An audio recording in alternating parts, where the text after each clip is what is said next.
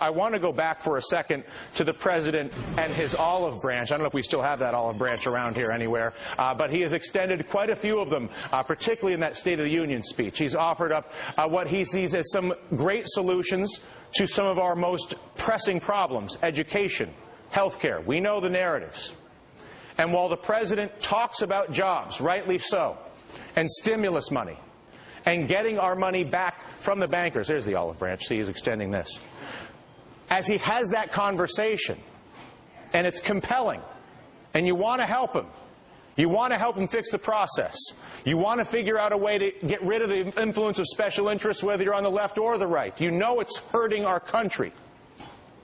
But we fear that our president right now is like a man preparing to run a marathon, even with an olive branch, while ignoring the fact that he has a gigantic — I don't have a thorn prop, I'm sorry — a giant thorn in his foot.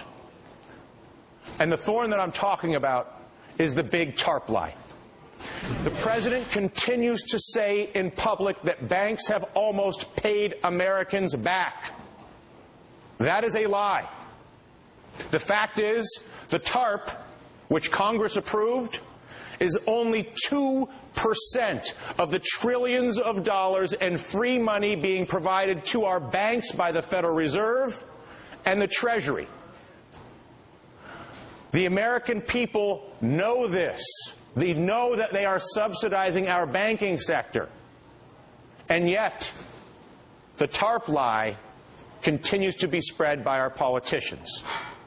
Our problem, Mr. President, is either you don't understand it, which I doubt. I'm sure you do.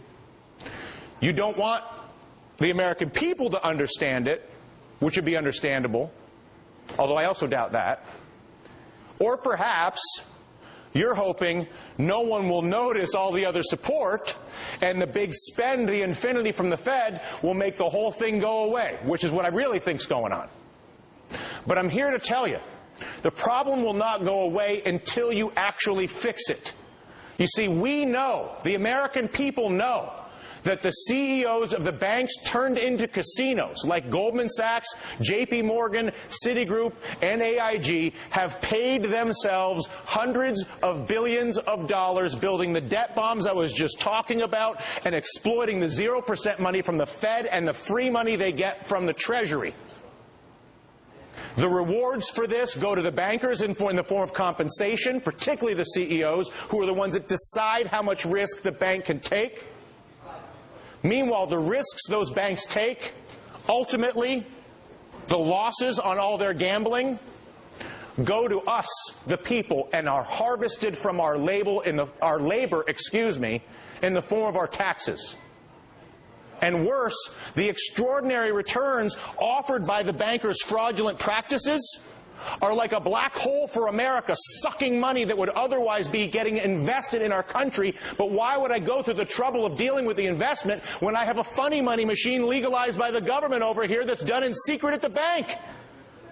Adding insult to injury, the same giant banks are using the free money access granted to them by our political body to lend to foreign countries that seek to compete with us.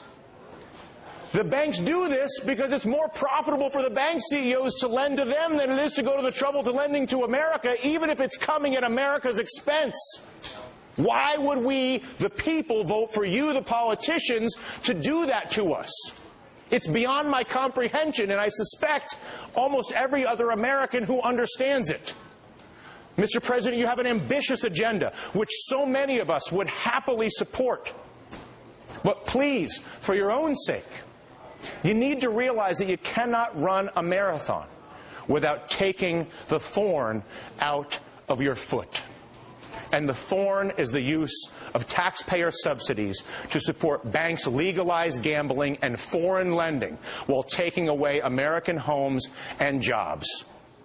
It's still hurting us economically, and if you continue with the TARP lie, it will continue to hurt you politically.